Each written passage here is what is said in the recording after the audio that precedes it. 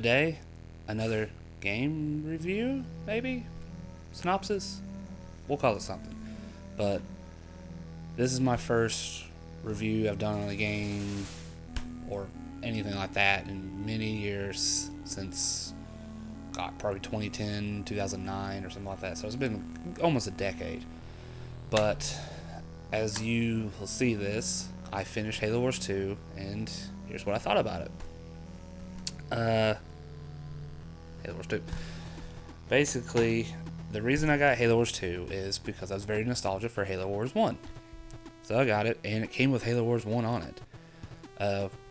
Launch day came out, I got this, played Halo Wars 1, and then I put it down for about 3 years. I don't know why, I put it down for 3 years. But, picked it up recently, starting the channel back up again. Figure I'll play a game I haven't played yet, and something I was hoping, really excited for. It wasn't bad. I'll give that. It wasn't bad. I will break this up as I go on about, the pros, the cons, everything like that. But it wasn't a bad game. Short and sweet. It wasn't a bad game. Pros, it felt like Halo Wars. And I really like Halo Wars RTS style gameplay. It's real smooth. The controls aren't overcomplicated. And I will say in this one that it was a little bit of a learning curve because they did change up the controls to do more, and I get it. It's not a bad thing. I'm not hating on it, but it was a learning curve. Other than that, it was great. The controls were really good on this, real smooth, real fluent, no lag, no nothing. Everything worked perfectly every time I wanted something done. The graphics, and I'll say right now, I don't really care for graphics too much. I'm all about story and control and replay value. I'll go ahead and talk about graphics because I know there's some graphic snobs out there, as I call them, graphics in this was great. Halo quality graphics. Because, of course, when Halo first came out, it doesn't look that good now. All polygons, just about. Might as well play Star Fox on the SNES. But graphics were really good on this. Halo, I want to say Halo 4 quality, Halo 5 quality graphics. And this is around the time Halo 5 came out. It was really good graphics. And, what do you expect? It's 343, Havoc, and Microsoft owns this account. And it's Halo. You can't go wrong with their graphics. The gameplay graphics, of course, standard.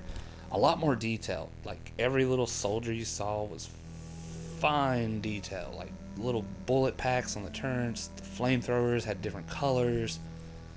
Really good. Everything had just all the colors. Speaking of colors, all the colors stood out. It was fantastic. The cinematographics, or whatever you call it, where it actually plays an actual video for like 10 minutes. Those were really top notch. Like, so good. So pretty to watch. I could just watch it all day because it was like a movie. So good. I will say that I was disappointed in the first DLC's graphic quality because the gameplay graphics, again, great. But they kind of went the lazy route, in my opinion, and didn't put a single heavy graphic cinema scene in it. But they made it back up, I guess, because there's a big push, or they're more focused on the second DLC, Awakening the Nightmare, I think was what's called, the second one. That one's back to basics, really good quality looking. The story was a Halo Wars story. What can I say? It's been done before. It didn't feel too different. It was really cool seeing a new villain in the Halo universe in general. I don't know if it's canon or not. They do bring up Master Chief once in it, I think. But it was not bad. A lot of loopholes I wish they could closed off, but the fight scenes at the very beginning was, oh God, you'll see in the video, as you saw in the video in part 1, my mouth was open, just shocked at like how good it looked and how the what do you call it, the movements that they do with their mocap suits was just phenomenal. If that's what was done, it looks like what was done. Really good. But sorry, my nose is running. Story was not bad. It felt like Halo Wars 1 still, with a little bit of difference, of course, where Serena's gone. Spoiler. It's at the very beginning of the game, so if you saw part 1, you know that now. Because it's the 7-year lifespan of AI. And now we got a new girl in it. And visually, she looks like she's not right there. The whole entire time of the game playing, I thought she would turn out to be very corrupt and turn out to be the main, I want to say, protagonist in this, or antagonist. And I was way wrong. She literally was just disturbed because she saw everyone around her die. Like, Atriox came in and just straight up murdered the entire camp that she was at. And I guess she was there for a while by herself, and it's an AI just like Cortana. They can go crazy, and it's closer to their expiration date or death day. They really start to lose it all. But again, story not bad. Characters not bad. The scientist was probably my most favorite one. And yeah, I mean, there's not much to the story. It's just Halo Wars 1 with a new bad guy. And let me just talk about the bad guy. Atriox, love that villain. That is a great villain. It shows that he's not following the crazy path of the Covenant, that he's doing his own thing because he's tired that his brothers just got murdered, just sent out to the slaughter every single time, and he came back every single time alive. And it was really cool. It was almost like a hero that's corrupt from the beginning. A villain. He's a straight up super villain with good intentions for revenge, but of course he hates everybody. Revenge is never a good thing, of course, but I can see why he went mad. But yeah, I mean, great character. I want to see more of him. Ending of the actual campaign's non-DLC was very lackluster. I hated how it ended. It felt like they just dropped it right then and there for you. Just, here you go. Then DLC 1 comes, and I still don't feel satisfied with how it ended for the humans. You know? But when Awaken the Nightmare came out, that felt good on how the Flood was introduced. The story was actually pretty interesting. How everything just went, and Atriox showing how more threatening of a villain he is, because he's even threatening to his own people and his own troops. Majority of his troops are mercenaries, but his own kind, he just doesn't care too much about their lives as more of, it's almost like a Nordic thing, where if you don't give it your all, you're a coward, essentially. And that's where I think he's coming from.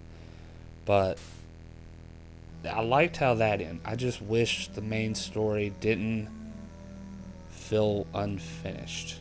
And if there's a Halo Wars 3 coming, fine. Then I'll say the game's great. They left it on an amazing cliffhanger. I can't wait to play the next one. I haven't heard of Halo Wars 3 coming. I haven't even heard of another Halo Wars in general coming. I think they could have done better with the ending, by far, on just the regular campaign and the first DLC. But the second DLC, awesome ending of it, though. Again, didn't see any resolution to Atriox. What's he gonna do? Where's he gonna fit into the Halo universe? Anything.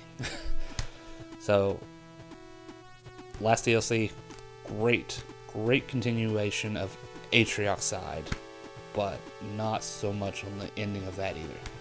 Feels like the entire studio just dropped the ball in the ending entirely. Built it up for the story and then ending. But yeah, that's how I feel about the story.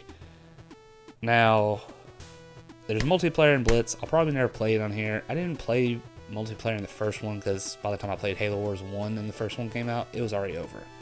And Blitz, it's neat, but not for me. I will say that won't stop me from replaying this. So now moving on to replay value, I guess is a good time. Replay value in this, I don't know how to give that a number. Just a shrug is all I can give it. I would say I would definitely pick this up, but if I had to pick between this and Halo Wars 1, which I have right up there, I'd rather play Halo Wars 1. It felt, even on easy mode on Halo Wars 1 versus easy mode on this. I played Legendary on the first one as well, too. I didn't play Legendary on this one yet. I will probably go back and 100% this game if I can. But on Halo Wars 1, that game felt like a challenge, even on easy mode. This one only had like one mission, maybe two, that felt challenging, and one of them was just more. I didn't know what the heck I was doing, so I kind of like, what am I supposed to do again? And that's where replay value for this is. It's not a terrible game. I might have like the itch to play it one day. But if I have the itch to play Halo Wars in general, I'll play the first one, probably on Xbox One, because it's a better, it looks better, in opinion. Again, I don't care about graphics too much, but if it's on Xbox One, it loads a lot quicker. I'll play it on Xbox One. But that's my replay value for this is, yeah, very disappointing. Not very disappointing. I should rephrase that. I don't know. I feel like it's missing more, and maybe they're setting it for a third one surprise kind of thing, because this came out almost 10 years later from the first one. But yeah, I don't know. So control's good, stories need a lot of work on the ending. Characters great, really good characters, new characters I should say. Old characters, yeah, they're still good. Replay value mediocre. And graphics, spot on. I don't know how you can put a number up. But if there is a Halo Wars 3 coming, I will be really excited to play it. Just like I was excited to play this. Again, as I mentioned in my gameplay, I just had other games coming out at the same time this came out, and it was on a lower priority on my list as all the other games coming out. But hopefully this gave you some insight on this game. I know this game is a couple years old. Probably no one's going to really follow this review to the extent of like, oh, they want to check it out. I highly recommend to check it out. If you played the first one, play the second one. It's a good feeling, I guess is the way to say it. It's a good feeling to play, hey, Halo Wars is still alive for now. And 343 made this one. So since they're still around doing Halo, hopefully Halo Wars 3 will be a thing or something. But if you like the first one, you'll like the second one. Not as much, in my opinion. You might. But this is still worth a check out. If it's on sale for $20, pick it up. Don't recommend paying this full cost for it because it's not that great. Unless you get Halo Wars 1 for it. But definitely check this out. Highly recommend it. But I hope you liked all the gameplay videos and everything like that. You know, I try to keep them as entertaining as I can, talk about a little history of Halo, how it came to my light, and everything.